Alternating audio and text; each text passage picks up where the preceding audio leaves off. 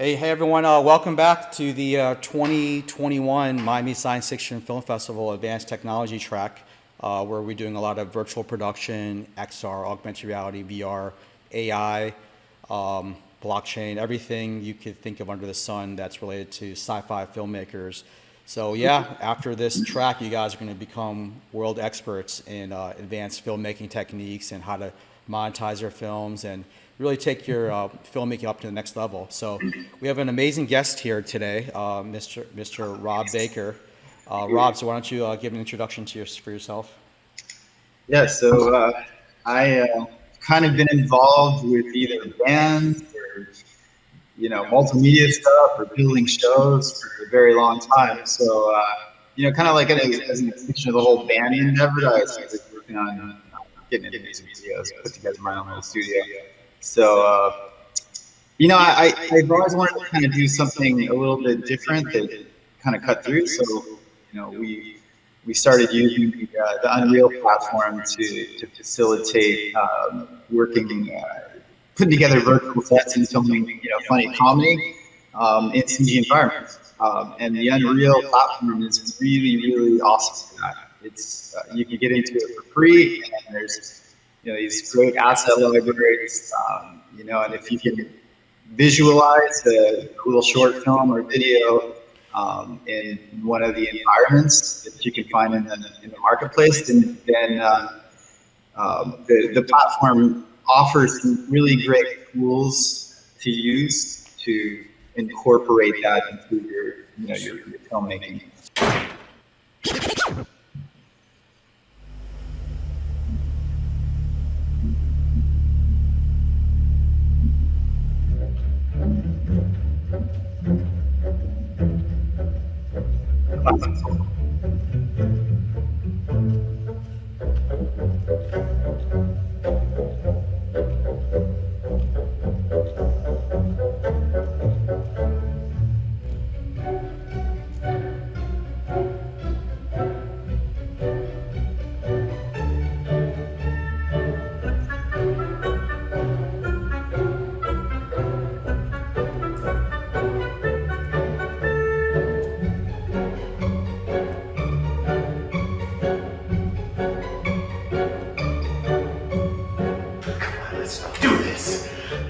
Good luck.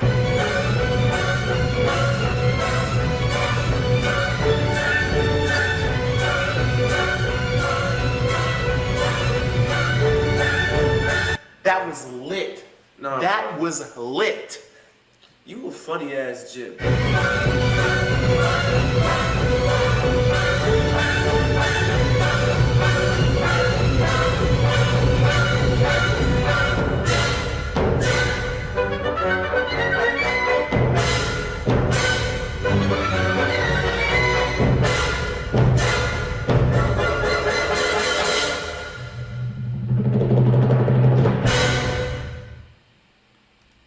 Did you get that part where it's not coming with you? Let's talk about your journey as a filmmaker. And it looks like you got some pretty good green screen skills behind you. I mean, you and I have known each other for a couple of years now, so it'll be a little bit friendly conversation. So I know you started out doing regular green screen using other tools, and then you tried a lot of different ways to get into virtual production before you hit Unreal. So why don't you quickly take us through like your history as a filmmaker? Yeah, sure. And how you got to this point? Green screen. For those of you who know a little bit about green screen, the whole process of green screen can be really, really tricky to get what filmmakers call a quote unquote clean heat. And you really need a lot of space to do good green screen. So when I first got into filmmaking, I immediately jumped to green screen because I thought, well, realistically, I can't afford or don't have the team to put together these location shots, shoots, and stuff like that. So I immediately went to green screen. And so the question quickly becomes like, okay, so now I can put my actors in front of a green screen. Okay, go. What's the idea? So then you're kind of like, well, what do we green screen actors in front of a picture of like a mountain or something, right? You still have to have, ideas. It has to be kind of consistent with your vision and your film story. But then it becomes like everything's been done before. So the first thing I did was I got a cast of, kind of quirky, funny young guys, and we green screened it through the video game. So there's a lot of options there, and a lot of legal guidelines for what you can and can't do, and especially when it comes to delivery. The one thing that I wanted to do right off the bat was use a Black Ops, an old Black Ops Zombies map, and I was kind of set on that, but you can't make films utilizing the Activision content legally unless it falls under certain the categories of content. Like basically, Activision says that you have to release, if you're going to put out any of their content, if you're reusing their content on YouTube particularly, it has to be of some sort of tutorial or gameplay value. So basically what I did is we did this whole hour-long film, and I'm probably just going to show you guys a little clip of it. It was really funny. Ended up being about an hour-long movie, and the only way I could keep it on YouTube without getting flagged or whatever is to add like little bubbles with tips, with like gameplay tips and strategies, stuff like that. So that wasn't the original vision. So I was a little bummed about that. But then when I started, kind of re-editing the film with those bubble tips and tutorial gameplay strategy kind of commentary, I thought, you know what? This is actually kind of an opportunity, because anytime you can add something to, your, let's say your one-dimensional layer film, if that makes sense, it just became like an opportunity for them to give the viewers like that, just another thing to kind of entertain them. If it just so happens that the commentary and the actors and the dialogue and the storyline wasn't actually all that great, turn into it. So that was let's share what you're talking about right now, and yeah, it's a really interesting concept of you making a video game movie, a feature-length video game movie. That's an amazing concept, and since we are a film festival, I think like we'll be able to share a lot of these clips that you normally wouldn't be able to share. So let's get this going. I might add, I picked that game and that map because they already had an audience. So I thought,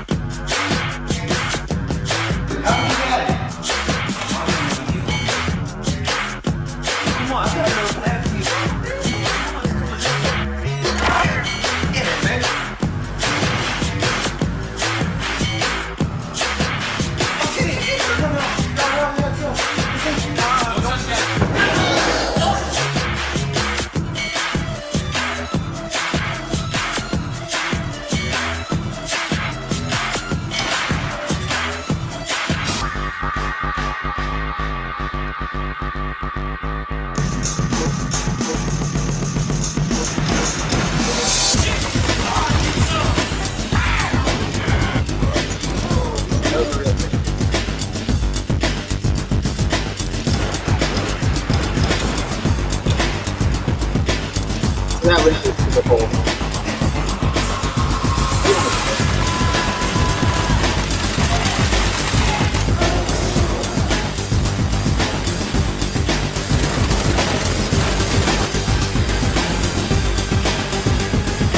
That's the channel. So yeah, that's the trailer. It was kind of interesting because that was like one of my first lengthy projects that I ever worked on, because the initial idea was supposed to be just fun, and we started working on the actors. They're really funny guys. Yeah, well, the actors are. Yeah, why don't you go into that? There's some of the best voice actors and basically your relationship with them. Good story. Well, one of the main actors is my brother, my half brother, and he from a young age he wanted to be a rapper. He's actually an incredible rapper. I mean, he could get signed. Obviously, the blonde guy's your brother, right? So. Yeah. And his best friends, they're like he's in a pod, especially back then. And I'd hang out with him a lot, and I was always like, these guys are so funny. Like, if I was just rolling a camera, I'd do the YouTube thing or whatever. But I hate the idea of doing stuff that's kind of like what I call like family photo albums, stuff like candid, real reality kind of stuff. So I was thinking, well, if I was to capture their personalities, where could I place them with no budget and a green screen that would make showcasing their personalities just that much more interesting. So that was the whole idea with the Black Ops video game. And like I was saying, initially it was supposed to be just for fun, and I kind of quickly realized that it looks really cool. I was like, well, this, obviously this is not going to pass as some big budget project. That was never really the idea, but it looked cool enough for me to continue working on it. So, I worked on it off and on for like 2 years, and it ended up being a lot of work because as I got better utilizing, the platform that I was working on and the software and, just techniques and stuff, then I have to go back and like review scenes because I was like, oh, I know how to make that better, So, yeah, and then also I think you said your brother and his friend, the actors, were gamers to begin with. Well, they are very much so. Yeah. So that kind of over the years. I've always been a gamer, but not on the level that gamers are nowadays. Now it's like arena, competition, like Rocket League and stuff. So me being around them, and also my little boy, I got an 11-year-old boy. He's awesome. That kind of exposed me. It kept me in the gamer world and YouTube loop. So I was always, watching these YouTubers, and just thinking, well, these guys are making a lot of money. So how could I do this? So I think the concept you mentioned was, someone spills a Mountain Dew or something on an Xbox and they get trapped in the game, Jumanji style. It's the plot of that movie. It's really quirky comedy, light on the surface kind of stuff, but it really was really geared towards just capturing personalities overall. But it ended up being really funny. There's we get a lot of viewers that drop out pretty quick, but those who kind of stick with it, there's certain points in the movie that are absolutely hilarious. I don't think I would have tried to kind of quote unquote sell it if it hadn't made me laugh. Like there's some scenes where to this day I can watch them and like I'll have tears roll out. Right. That's awesome. So let's jump right into like your productions. I know in the background, that's where you shot actually this movie directly right behind you in your studio. So actually, this is I used an even smaller green screen for that initial one. The green screen I have here at this studio is I think it's 19 by 11 feet, which. For green screen, that's really small. The way you're going to get a good key is to have a lot of distance between the green screen and your actors. It's like 15 feet, and then that, in a small space, you'd have to use a wide angle lens. And what you get, even with a green screen this size, if you have a cast of 2 or 3 people and they put their arms out, their arms get cut off. So then what? Yeah, your arm just got cut off just now. Yeah, and generally, with really low budget productions, what will happen is the director or the camera people, will have the actors get closer to the green screen, and then what you get is the light bouncing off the screen and hitting the actors, and it's a green colored light, so it becomes a problem. Right. All that distance really provides that you can light the actors separate from lighting the green screen. So let's pretend my friends back here, they're actually cardboard cutouts. So okay. let's say you're directing them, right? and they all want to be. So say my friends want to be in a Black Ops movie with your brother, right? How would you direct them if in a green screen? So if I know, like for example, right, you have to grab the footage from the video game from your Xbox, so do you use a capture card, I believe, right? And then you have to do the green screen, or what's the actual process? Well, as far as the backgrounds and whether or not you use capture card or whatever, there's a lot of different ways to incorporate that kind of stuff, you really have to kind of just utilize whatever you have that kind of fits the job description. But I will say this, based on where on the camera that's in front of you and the lens that it's using, which is obviously a wide angle lens. I could say. Yeah, this is a GoPro. Yeah. And let's say those were the cast behind you.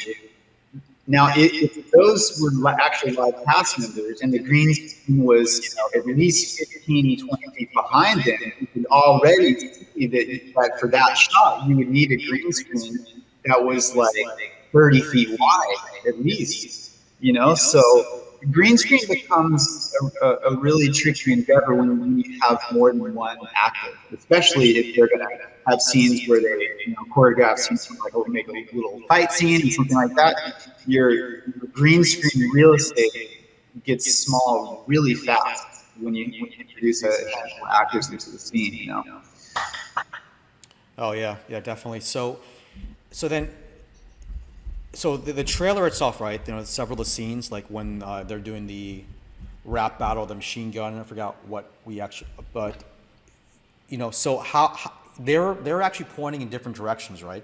It seemed like they were actually in the actual virtual environment, not just all sitting behind a green screen. So how did you do that creative? Like, was it creative editing or was it different camera angles? The answer is for those filmmakers who are not really working with the great budget and able to go from one studio to another, whatever.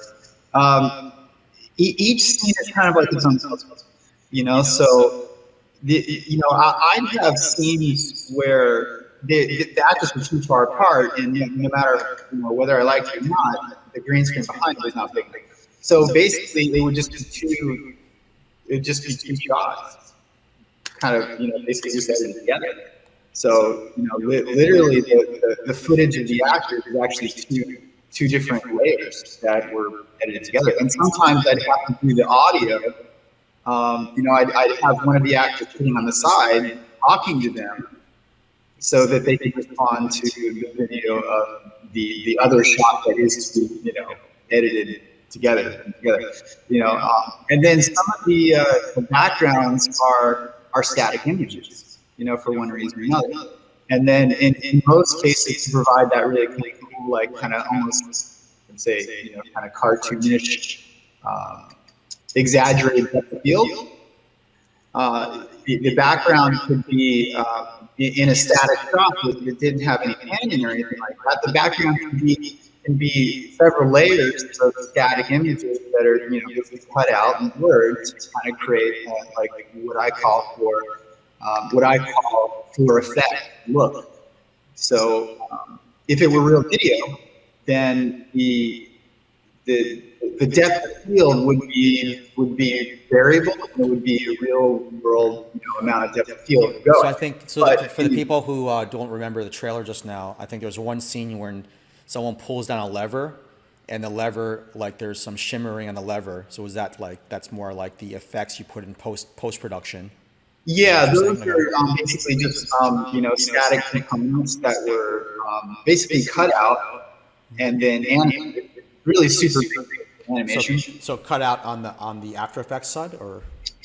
Well, I started off using Premiere and After, but another good tip for filmmakers is realistically the majority of filmmakers are kind of like on a small mom and pop shop level.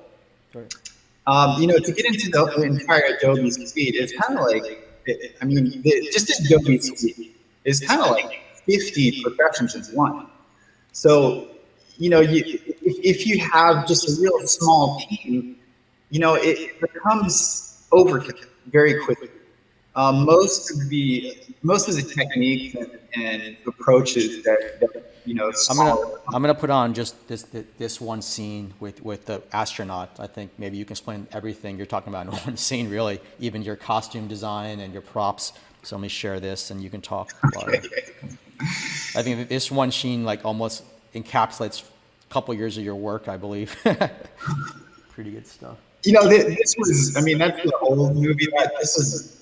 This is one of the first projects. Oh yeah, definitely. We want to go through your history of how you got to Unreal. So I know, and not everyone starts out in Unreal. Okay.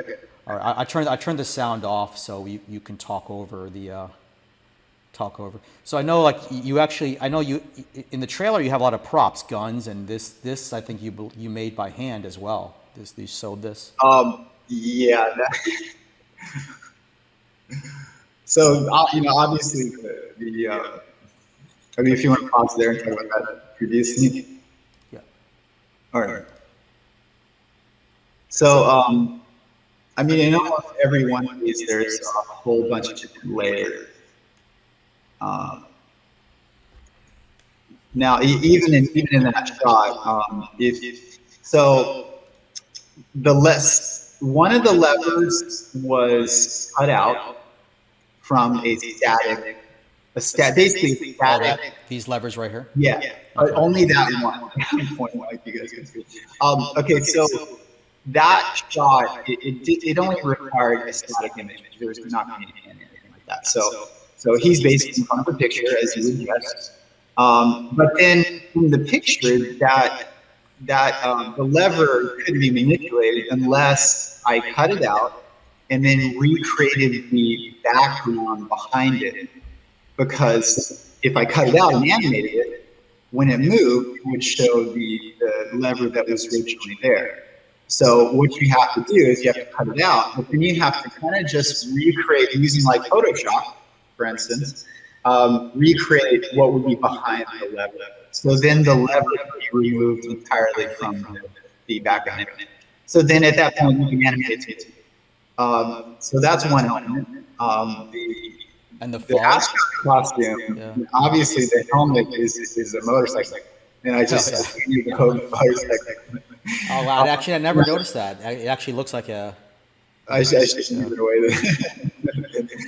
So then the rest of the stuff is kind of just like the hose I bought at Home Depot. I actually bought a whole bunch of other things to add to the astronaut costume, but since he's going to be kind of far back, it didn't need to be as detailed as I originally imagined it to be. Shoes are just shoes that kind of fit the look. I realized that the scene and the shadow right there. The shadow is actually it's another layering title because the drop shadow effect applied to an element. It's limited as far as where the shadow will be cast.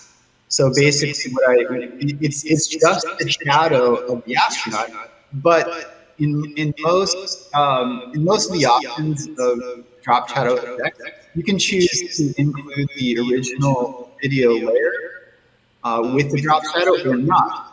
So what I did is with that second layer of the astronaut, he has a drop shadow effect, but the actual video of the astronaut is turned off, leaving just the shadow. So then basically once the astronaut layer, the actual, like as I was saying, the real video layer was turned off and it left just a shadow, then you just move it into the appropriate place and kind of stretch it, stretch the width or the height or whatever to kind of match where you would envision the shadow would be. So basically that shadow in my the way I envisioned my shot to make it more interesting was that shadow would kind of be like a big showcase part of that shot. And from there, the lightning and the smoke are just kind of cheesy elements. We got the smoke from the smoke looks pretty volumetric. The smoke. A big part of making even cheesy little scenes like this, or I should say low budget, not cheesy, low budget. But a big part of putting together effects like this is really just being picky. because, for instance, that smoke is a really good example of that. That smoke is not like an expensive, flashy effect or anything. There's thousands of, really, I should say, common effects like that that are available even on YouTube. But it's a matter of being, because when I'm searching for a particular effect that fits my vision of a scene, um, it's hard. They're hard to find. So to find an effect like that, for example, I mean, I would spend like an hour, sometimes 2 hours, going through every possible smoke effect that I could find, free on YouTube. There's libraries that you can buy, but those libraries they're only what they are. So you could spend $100 on a package of, say, smoke effects, and you still might not have the one that really fits your vision of what you think would work in scene. So say you got a YouTube smoke effect. Would you add that to as a transparency or a foreground to the astronaut, or how would? Well, a lot of those effects are green screen effects. So the green is behind them.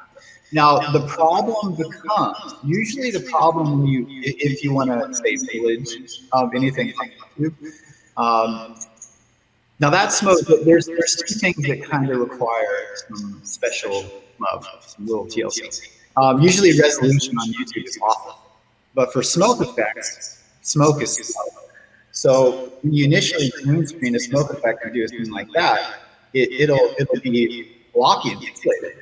Well, so all you do is add a nice blur to it, and then that pixelated look disappears as a smoke effect. So a lot of the effects and a lot of the kind of things that you would need to do to get like a low budget endeavor together really just requires a little bit of finessing. Like every turn you make is in every scene, every shot, every background is really just a matter of figuring out puzzles that will just make that one shot or that one effect actually work. And if you can't get it to work, then a lot of times you just have to end up changing the scene or the environment to keep the production moving forward. Yeah, I can for people in the audience, I can definitely attest for the fact that Rob is a perfectionist, like a real, it has a lot of integrity as a filmmaker. Like, plenty of times, I felt like things were perfect and he did not. Kudos to him. So all these little things that he's explained to me, I never even noticed before, even though I've seen this trailer like 1,000 times. So.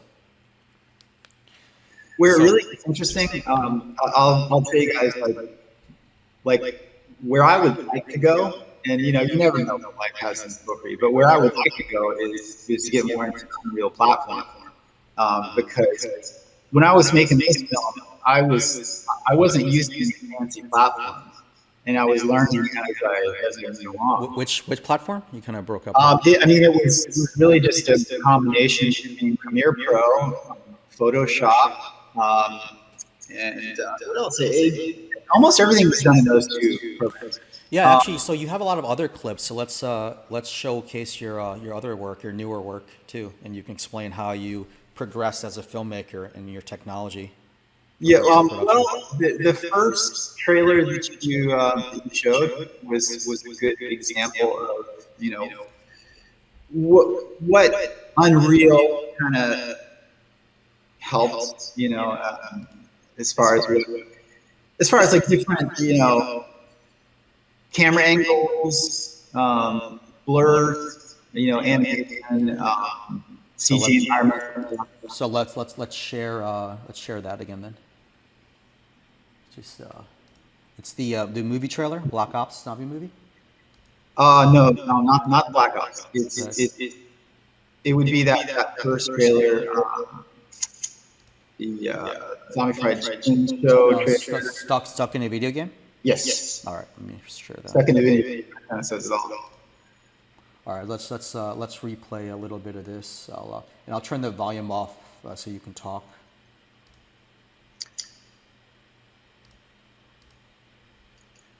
So the first thing to know is every element, every CG element in our 5-part series, everyone, the zombie, the background, the trash, those were all purchased in the Unreal library. And you're welcome, Unreal. So all these assets are pretty cheap, you know, like in this video, there's probably 5 different CG packages that I purchased, all ranging, you know, probably between $30 and $70. Like, say, for instance, like that prison right there, that entire prison, all of that, everything there was like $30. Now, the great thing about Unreal is that, you know, just utilizing, you know, say virtual cameras and stuff like that, you know, which is 95% of what, you know, I was utilizing to get the shots in each one of these scenes, is just scratching the surface. Unreal has a platform that is, you know, has been molded to cater towards filmmakers, that is so advanced that Hollywood you could make big budget films utilizing really high end CG. Like, I mean, if you imagine like sci-fi, like a big sci-fi, Unreal can do all of that. The thing is that you know, it just depends on what you're doing. Like, I don't want to utilize, you know, really high-end CG, because then anything that I'd be doing would have a feel like it was competing with some of the big budget films that people are kind of like already accustomed to. You know? Yeah, you're right. So, You lose your core video gamer audience. It wouldn't be indie anymore. Yeah. You know, like I actually did not want the best CG environments. I wanted stuff that looked a little bit more cartoonish, because I didn't want to you know, I didn't want to interject anything out there that kind of, you know, would make it feel like I was trying to be like trying to compete with Hollywood. I just wanted to do quirky, candid, comedy kind of stuff. But the one thing that is most interesting to me, that the Unreal platform is really good for, when it comes to filmmaking on that level, is kind of like a more mixed reality production approach. So the series The Mandalorian was one of the first big productions where they had these massive LED screens that had the already edited CG environments, like actually there. And if you imagine the LED screen that's really super high resolution, and then the actors in front of that screen, and then the cameramen with their cameras, handheld shots. And now, as they move their camera, the CG environment in the background will move according to what the camera is doing. The actors would, the camera would. So Mandalorian was one of the first big films where you know, a team of you know, these brilliant guys came up with the concept and put it together, and Mandalorian was the first film to really showcase that technology. So if you guys are, you know, understanding what I'm saying, the Unreal platform has that technology that's just there to be utilized.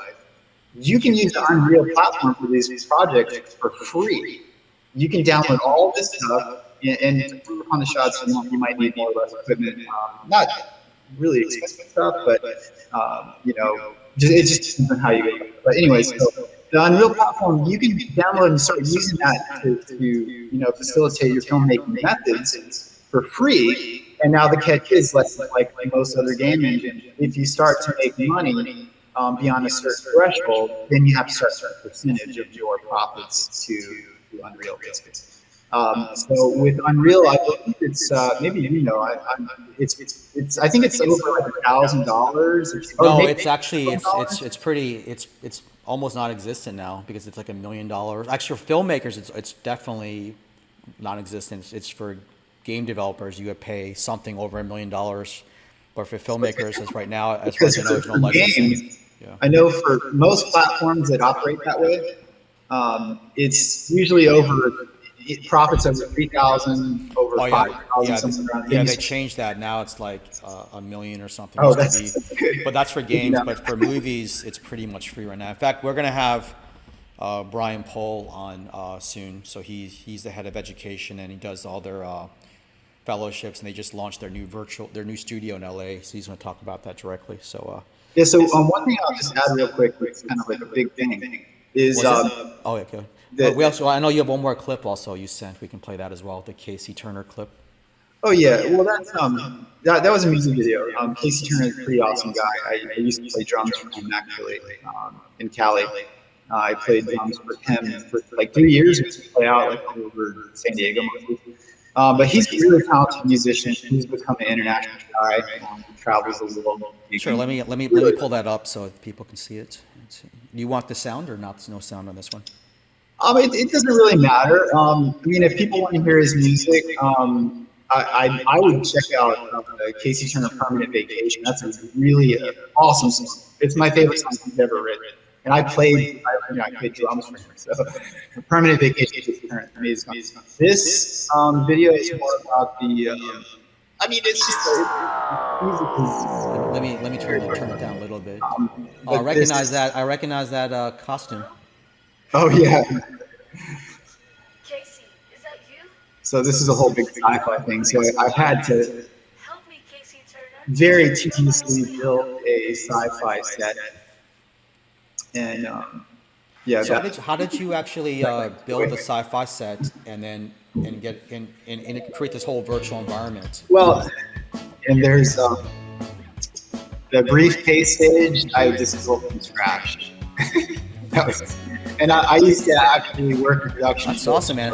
So right there, like, how did this the Help Me Obi-Wan? You got the Help Me Obi-Wan scene right here. Yeah, most of the layers in the background were static images. Like this right here. That could be the R2-D2 Help Me Obi Princess Yeah, Leia. okay, so that set picture is really just 2 layers. Actually, I'm sorry, 3. It's just the little Casey is just basically green screen over that stage, and obviously I had to place the camera up high, and record him from a higher position, when I was imagining that he would be on that stage. So a lot of the times I would start with the background image, and then I'd film the actor, and then obviously put the briefcase on like a little table and table should be painted green, make it a little easier. But then after I put together that initial shot, only then will I know the right camera angle to film the second Casey Turner, so that he matches, so that his feet matches the stage. So it's how you put it together. In many cases, becomes the order of operations. But I will say this: that shot was particularly tricky because you have the video going on the LED screen on the miniature stage as well. See that video there? That made that shot pretty tricky. And then, also when it comes to a shot that's spinning like that poses a lot of real challenges that really just end up being very time-consuming. Most of the methods used in all this stuff aren't really technically difficult. It really comes down to a lot of basic techniques, but a lot of time getting them right. Getting them to kind of fit together correctly. In terms of everything from blur to contrast to brightness, the animation, like that. That scene, I didn't really like the way that came out, but Casey did. These are just toys, obviously, and they were kind of empty. It's supposed to be almost kind of like your SpongeBob SquarePants kind of quirky, space kind of thing. But like I was saying, this kind of stuff, like, Yeah, I like how the spaceship occluded the astronaut, so the astronaut got behind the spaceship, made it more. yeah, just little things like that. It's kind of like So YouTube. was that like a string type thing, or is it like a toy and a string? No, that was actually that is actually a real costume. And again, like that was it wasn't any costume. It was a costume that was specifically picked because it didn't have too much detail. There's astronaut costumes. Like that astronaut guy, is that a toy or is that someone? No, an actor? that was Casey. Casey was in Oh, that. okay. So he's an actor. Okay. Oh, it's Casey. Oh, cool. Yeah, Casey's actually in that costume. And it was, if you guys have ever seen those, they actually have little miniature fans built into the leg. And it blows and fills up the costume with air. I saw a couple people dancing in those at this like rave party, and I thought it was just amazing. I was like, that is the coolest thing in the world. So when we were making this movie, I remembered about those kind of costumes. But the important thing to know is that that costume, I was looking online for a costume that would work for that, and there's 1,000 astronaut costumes that could have been picked from. You can actually even rent real astronaut costumes from outsourcing in LA. You can find real astronaut costumes in LA, and they'll ship them to you for like a week. But the rentals are expensive. So initially I was like, "Wow, we need a real astronaut costume, right?" I mean, we got NASA here in Florida. Why do we got to go to LA? Well, it's a matter of availability, Yeah, that's right. It's not easy to get an astronaut costume. But so the thing is I ended up going that direction specifically because that costume did not have a lot of detail. Because if it had too much detail, it wouldn't really kind of fit the whole, vibe, the whole concept of the quirky, kind of, how should I describe it? I just like the theme of that song, or the thing in the video.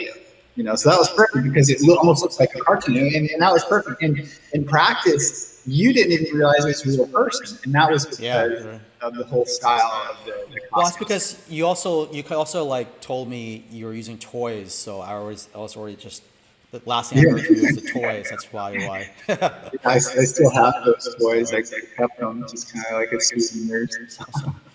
So I think it's really interesting. You develop your own style over the years, and you can definitely see how it's developed too from your music. I think the music was the Casey music video, the first production that you showed today. Was that as far as your timeline of your craft, or the Black Ops Zombie movie was the first. I mean, I went to very small media schools and we kind of did little projects and stuff like that.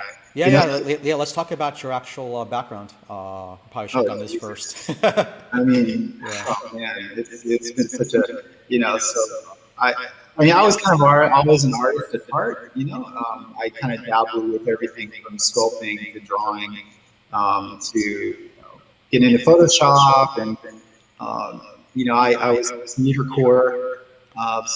And I worked in production for 17 years. So that was you're in a band, right, out in Cali? Yeah, I played in, I don't even know how many bands. And I'm working on music right now, actually, like my own stuff.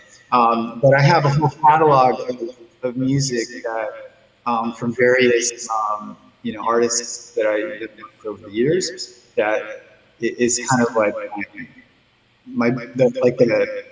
on the bucket list. Because a lot of the material is really incredible material, original material some from artists that are professional, that are out in the world doing their thing like Casey Turner.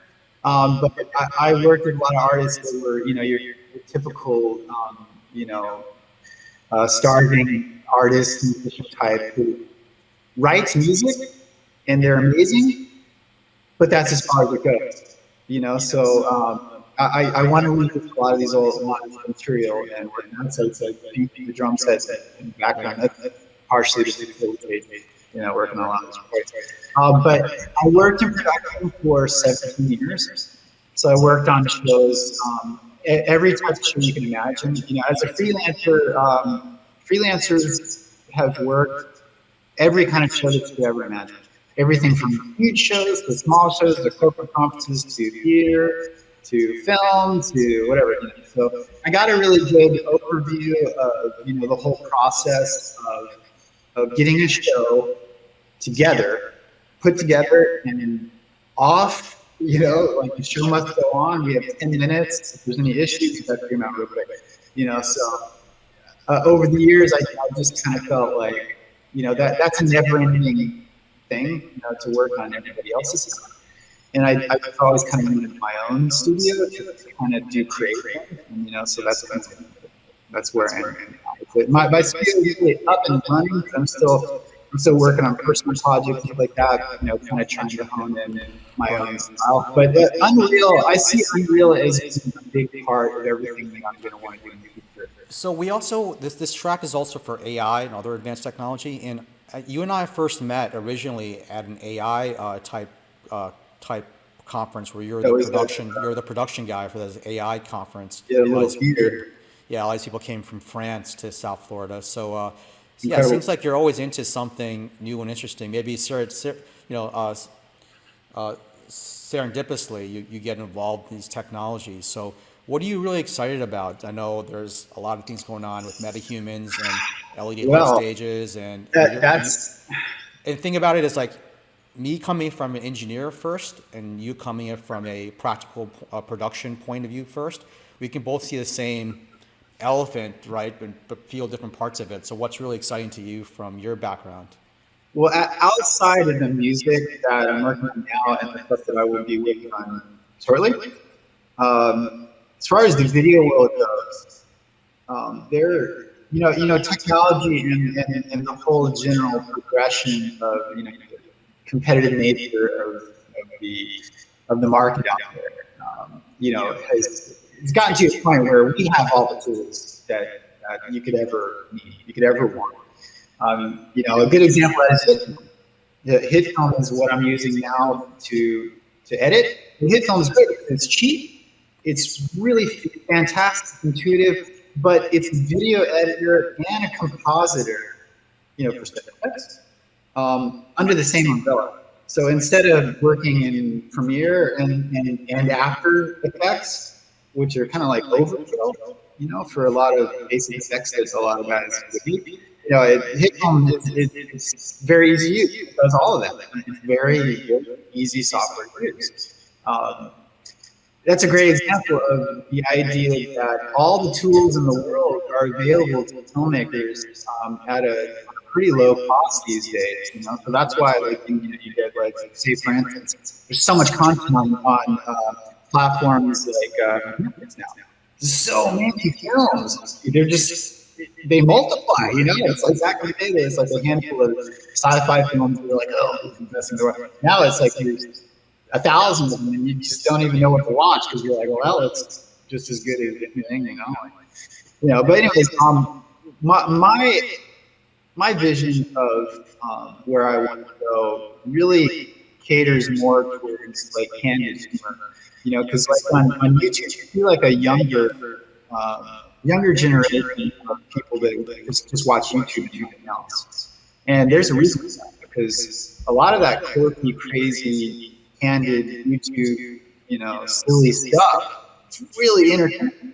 I mean, you have like some of the most viewed content in the world and stuff that was filmed on an iPhone of a cat that, runs into a glass wall or something like that. And it's funny, right? So the whole idea behind Unreal was to kind of figure out a production approach that was really easy, really cheap, that just added just a little something behind a candid, real world sort of category of content. So my vision was to utilize Unreal to be able to make an enormous amount of content very quickly, very efficiently, and with just a few people, so that we could focus on actors and dialogue and commentary that kind of appealed towards that younger generation that has zero attention span. I mean, it's like, if you're going to entertain the YouTube audience, I mean, those millions of people all around the world, like the younger generation, you're going to have to provide them with funny stuff, funny commentary, quirky, funny acting, whether it's candid or actually like all rehearsed prior. And it's going to have to be like joke after joke. I mean, it's going to have to be content like bam, bam, bam, bam, bam, bam, bam, So, the younger generations, they just don't have the patience for kind of like traditional, traditional film, like a traditional film approach. But I'm just talking about kind of category. If you can cater to that's really interesting take. So just last question, how would you recommend people who are just starting out, like maybe they have basic skills about video editing, or they're basically traditional filmmakers. What's the first thing they can do to get started in virtual production? Well, you have to know that a huge part of it is not video. So, if you are good with programs like Photoshop, with programs that utilize bitmap editing, imagery, stuff like that, or they cater, that's a big thing. That's a big thing, So, like, I'd say in a lot of the scenes that you guys watch, just these little demos, I'd say half of those scenes were the only video was what was recorded of the actors doing things. The rest was not even video. It was static image. So the thing is if you can get into that and simply utilize very basic, cut out images, layer them on top of each other, and then in some cases pan them, like very slow, like editing, animation, where elements are going from one point to move very slowly, and then blur certain elements, right? I think the point is that whether it's video or static imagery, even green technique, it's not the technology that should slow you down, because the vast majority of techniques even used in more comprehensive productions are still relatively basic. But it takes somebody with artistic vision to take those basic components and put them together and make them look like they belong together and incorporate them into the scene that kind of maintains like a cohesive flow. You wouldn't want your background to be so busy that it would take away too much attention from your actual foreground. So it's kind of like don't be afraid of the technology, and use all the basics to kind of create a scene, and then kind of just trust your instinct. At some point, I think you got to kind of stop thinking too technically and kind of watch it as if you were an audience and just stumbled across it. Hey, does that feel right? Does it flow? The way that it's all edited together.